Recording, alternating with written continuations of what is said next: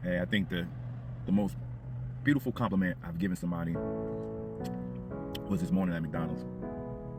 I saw a young lady that I used to date, and I saw her car. I know her license plate, and she was going to McDonald's.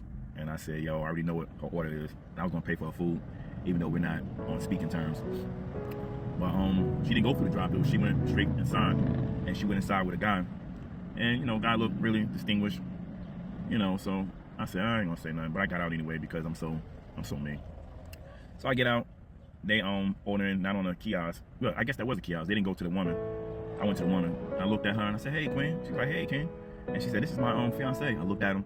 I extended my hand and I shook his hand so hard as if I hated him, right? But in a nutshell, he was like, "What's your name?" I said, "It's Jalil." He was like, "Oh wow, I heard a lot about you, bro." And I said, "Yeah." He was like, "Yo, you really fumbled." I looked at him and I was going to get upset because it's early in the morning. I just woke up an hour and a half ago, but I said, "Yeah, you're right, bro."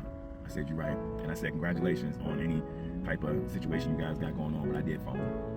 And he was like, "Yo, you lose some, you win some, bro." I said, "Correct."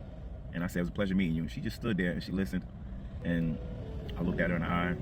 They called my number 122. I got my food. And it was like a movie. I didn't even turn around. I just kept walking.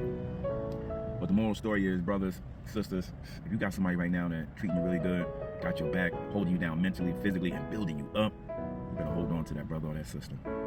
Come on.